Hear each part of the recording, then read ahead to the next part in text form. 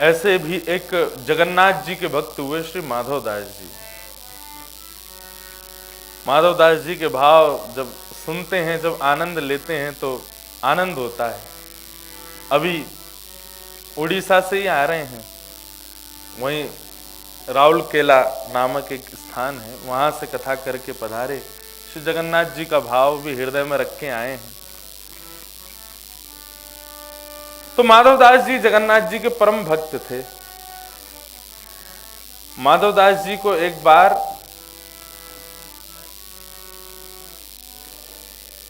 पेट का एक रोग हो गया, जिस रोग के कारण उनका मलमूत्र प्रवाह होता रहता था।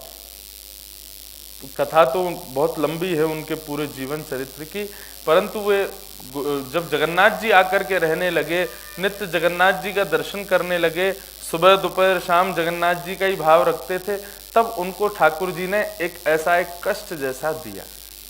बंधुओं, एक प्रश्न हम सबके हृदय में कभी कभी प्रकट होता है कि ठाकुर जी की इतनी भक्ति करने के बाद, ठाकुर जी की इतनी कथा श्रवण के बाद, इतना भजन करने के बाद भी ठाकुर जी कष्ट हृदय में क्यों देते हैं, जीवन में कष्ट क्यों देते हैं? अब हम इतनी कथा करते हैं तो इसका मतलब ये होना चाहिए ठाकुर जी कष्ट ना दें, लेकिन ऐसा नहीं। ठाकुर जी सबको कष्ट देते हैं, हमारे जीवन में भी कष्ट आता ही है। कितने बड़े बड़े संत ऐसे हैं, खूब कथाएं करते हैं, खूब भजन करते हैं, त्रिकाल संध्या करते हैं, ठाकुर जी का भाव सदैव हृदय में रखते हैं, कभी मन से भी किसी का तिरस्कार नहीं करते, मनसा वाचा कर्मणा हर प्रकार से सावधान रहते हैं, लेकिन जीवन में कष्ट, जीवन में या तो शारीरिक कष्ट या मानसिक कष्ट या धन का कष्ट या बौद्धिक कष्ट, कोई ना कोई कष्ट बना रहता है। तो ठाकुर जी की इतनी सामीप्य मिलने के बाद, सब कुछ इतना सहज होने के बाद भी कष्ट कम क्यों नहीं होता? बहुत ध्यान से सुनिएगा बंधुओं, श्री माधवदास जी की ये कथा बड़ी प्रेरणादायक है। तो माधवदास जी बड़े विरक्त थे, किसी में आसक्त नहीं थे, श्री जगन्नाथ जी में ही पूर्ण भाव रखते थे। तो एक बार उनको एक रोग हो गया, जिस रोग के कारण उनको बार बार शौच जाना पड़ता था, और वो जितनी बार शौच जाते थे उतनी बार स्नान करते थे। स्थिति ये हो गई कि दिन में 25 बार शौच जाते तो 25 बार स्नान करते। अब बार बार स्नान करने के बाद से उनको फिर वो शरीर का एक और रोग निमोनिया हो गया। इतने रोग से युक्त हो गए कि भजन भी छूट गया, दर्शन भी छूट गया, स्मरण भी छूट गया ठाकुर जी का, क्योंकि भक्तजन स्मरण करते हैं ठाकुर जी का, लेकिन इस प्रकार की स्थिति में ठाकुर जी का ध्यान भी नहीं करते, क्योंकि भाई हम जब निवृत्त हो रहे हैं, मलमूत्र आदि का परित्याग कर, उस समय ठाकुर जी का स्मरण कैसे करें? अब पूरा दिन ही जब उसी में निकल रहा है तो ठाकुर जी का स्मरण भी नहीं हो पा रहा। स्मरण, दर्शन और नाम जब भक्ति सबसे निवृत्त क्या बिल्कुल हो ही नहीं पा रहा था। माधवदास जी समुद्र के किनारे बैठे थे, अत्यंत दुखित, बार बार शौच के लिए जामें, फिर समुद्र में ही बैठ जाएं, उसी के जल से ही स्वयं को पवित्र करें, जगन्नाथ जी का स्मरण भी नहीं कर पा रहे हैं। स्थिति यहां पहुंच गई कि अब तो माधवदास जी उठ करके अपने मल को अपने हाथों से स्वच्छ भी नहीं कर पा रहे हैं, इतना रुग्ण शरीर हो गया माधवदास जी का। तो बंधुओं, केवल सेवा भक्त की ही ठाकुर जी स्वीकार करते हैं ऐसा नहीं, ठाकुर जी की भी इच्छा होती कभी कभी मैं भी सेवा करूं।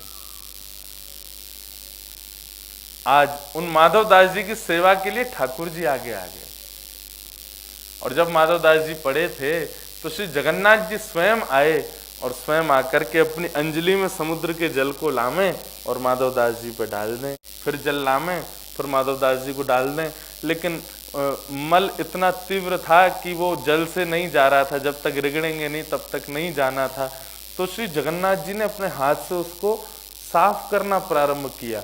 जैसे ही उन्होंने माधवदास जी का स्पर्श किया तो अत्यंत कमजोर स्थिति में जो माधवदास जी रुग्ण हो गए थे, ठाकुर जी का स्पर्श पाते ही मानो जैसे एक ऊर्जा का संचार उनके हृदय में हुआ, और वो तुरंत उठ करके बैठ गए और वो छद्म वेश धारण करके आए, रूप बदल करके आए, ठाकुर जी को तुरंत पहचान गए। बोले प्रभु आप? ठाकुर जी बोले तुम पहचान गए हमको? बोले हाँ नाथ पहचान गया, लेकिन आप कर क्या रहे हैं? आप मेरी सेवा कर रहे हैं, आप, और सेवा भी नहीं, इस प्रकार के अशुद्ध भाव से आप मेरे को, मैं अशुद्ध स्थिति में हूं, आप तब आकर के मेरा स्पर्श कर रहे हैं। प्रभु ऐसा क्यों कर रहे हैं आप?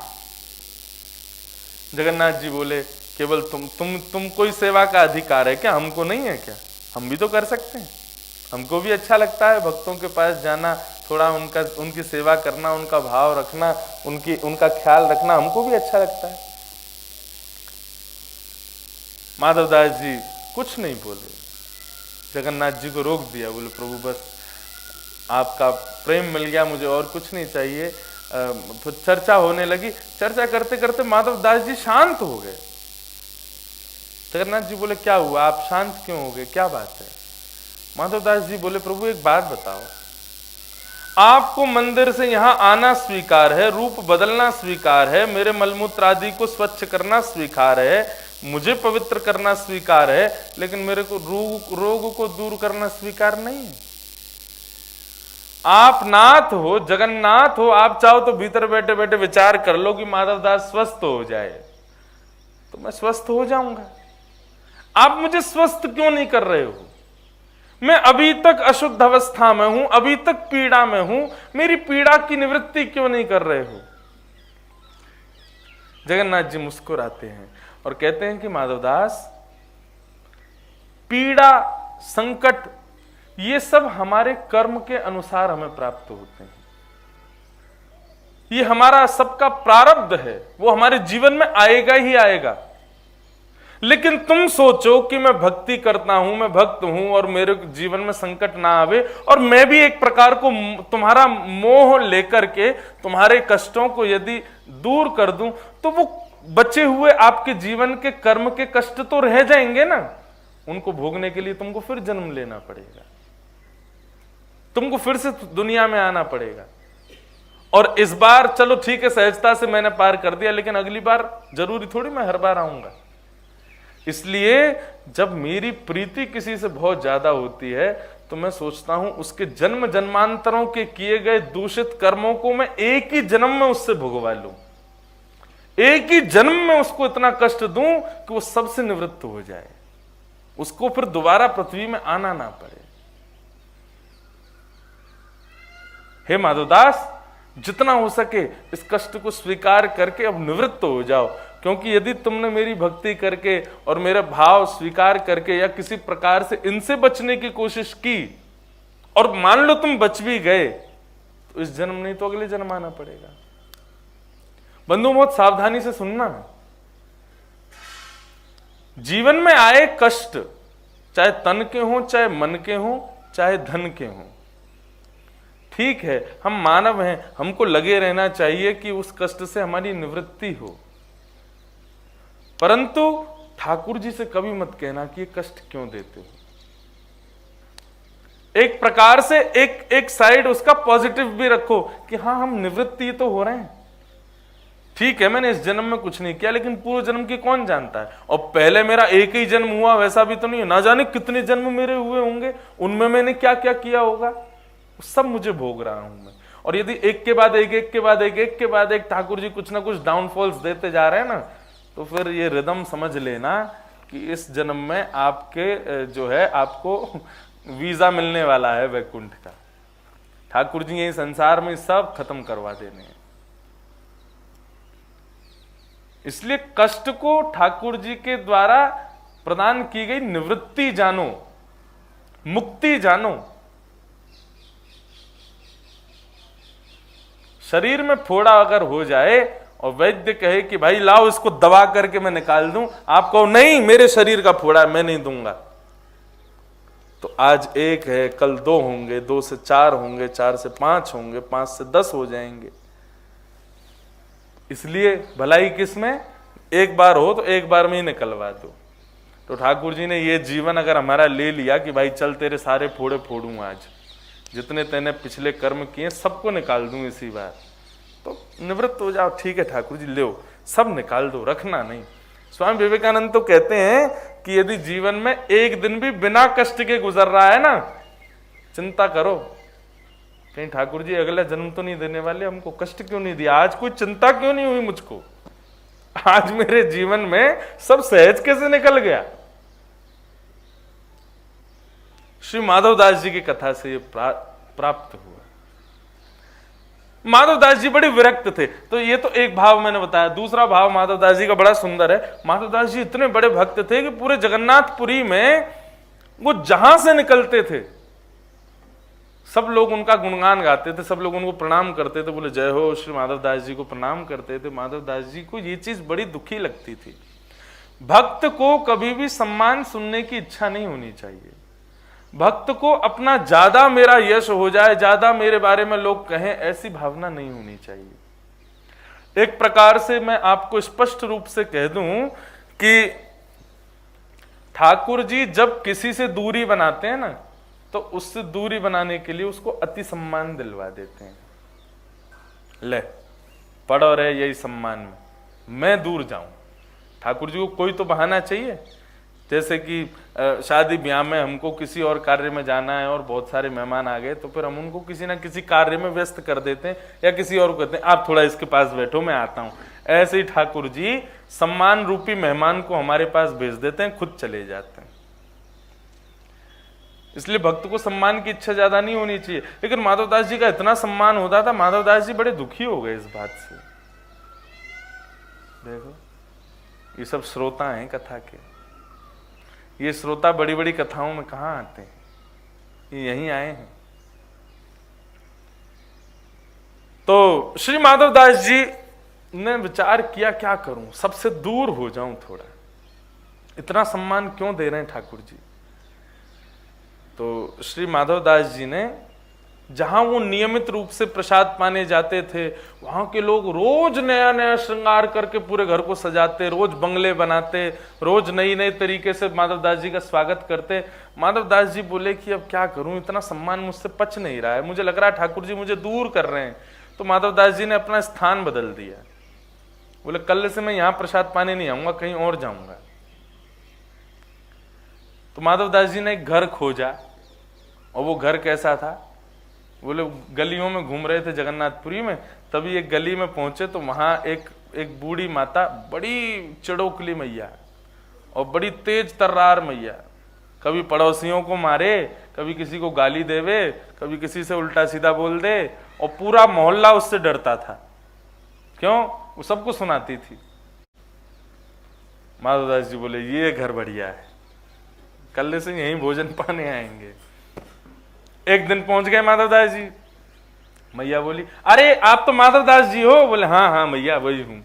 वो जगन्नाथपुरी में बड़े आपके चर्चे होते हैं, कैसे आए मेरे यहाँ? बोले मैया आपके यहाँ भोजन पाने आए। अब मैया तो मेरे यहाँ भोजन पाओगे? बोले हाँ हमने तो पा लिया भोजन, तो क्या हो गया मैया दोबारा बना दो। अब उसको इतना तो लगा कि चलो संत आए हैं, इतने बड़े संत आए हैं, कुछ तो बना दूं। बनू के उसने माधवदास जी को पवा दिया। माधवदास जी बोले ठीक है, चले गए। दूसरे दिन माधवदास जी फिर आ गए। मैया बोली आज कैसे बाबा? बोले प्रसाद पाने आए। तो मैया को लगा इनको कल ज्यादा स्वाद आ गया, इसलिए अब तो ये तो रोज आएंगे। आज मैया ने जानबूझ के जबरदस्ती नमक ज्यादा, किसी में मिर्च ज्यादा, किसी में नींबू ज्यादा। बोले इनको थोड़ा खट्टा लगेगा, मिर्च लगेगी, तो कल से आएंगे तो भी नहीं। माधवदास जी को दिया। माधवदास जी ने जैसे ही स्वाद लिया तो पता तो चल गया था कि नमक तेज जानबूझ के किया है, मिर्च तेज जानबूझ के करी है। और बार बार पूछ और रही थी कैसा बना भोजन। माधवदास जी बोले बहुत सुंदर, आज बहुत कल से भी ज्यादा स्वाद है। मैया बोली बाबा को मुझे लगता है नमक मिर्च लगती नहीं है, कल से मैं डालूंगी ही नहीं। परसों फिर माधवदास जी पहुंच गया, आज उसने नमक और कुछ डाला ही नहीं। आज फिर बोले बाबा सब ठीक है ना, कोई कमी तो नहीं? बोले बहुत स्वाद मैया, हर दिन एक नवीन स्वाद मिल रहा है, बहुत आनंद आ रहा है। माधवदास जी को तो वो सम्मान से बचना था, इसलिए उन्होंने अपना जगह ढूंढ ली। और यहाँ वो मैया तो बड़ी परेशान, बोले ये रोज आ जाते हैं।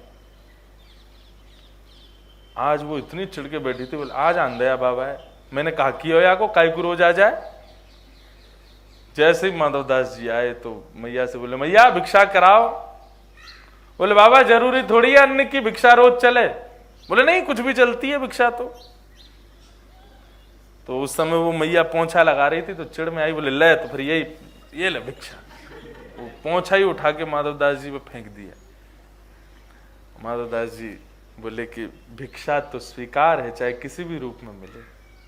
वो पोंछा लेकर के माधवदास जी हृदय से लगा के चले गए।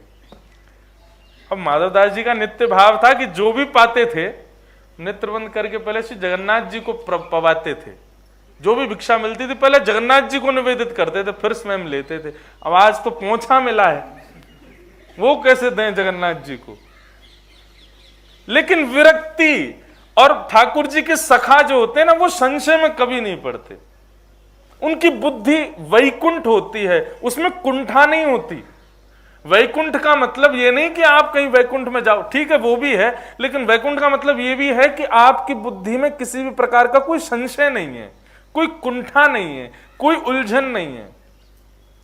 माधवदास जी ने मन में विचार किया, बोले आज तो पोंछा मिला है ठाकुर जी, ये कैसे दूं आपको। तुरंत गए माधवदास जी समुद्र के किनारे, तेज धूप में पोंछा सुखा दिया। जैसे ही वो सूखा तो उसको उसके सारे रोए जो थे उनको निकाल दिया, सारे धागों को निकाल के हाथ से उसकी बत्ती बनाई, घी में डाल करके जगन्नाथ जी की आरती कर दी। जगन्नाथ जी के नेत्र सजल हो गए। बोले, माधवदास तुम्हारे इन भावों को मैं प्रणाम करता हूं, तुम्हारी इस सेवा को मैं नमन करता हूं, कहां से लाते हो ये भाव। ठाकुर जी से माधवदास जी कहते हैं, बोले ठाकुर जी जब संसार की आसक्ति होती है ना, तब आपकी भक्ति में मन चलता नहीं है, तब ये कैलकुलेशन, ये एडिशन, ये सब्सट्रैक्शन, ये सब चलते नहीं हमारे दिमाग में ठाकुर जी की भक्ति के। लेकिन जब हम सबसे विरक्त हो जाते हैं तो खाली बुद्धि क्या करे, पूरे दिन यही सोचती रहती है कैसे क्या निवेदन करना है, और उसी से ये भाव प्रकट होते हैं। तो ठाकुर जी की भक्ति में कभी संशय ना आवे, उसके लिए विरक्ति। संसार में रहो सबके साथ, लेकिन आसक्ति केवल और केवल गोपाल जी में।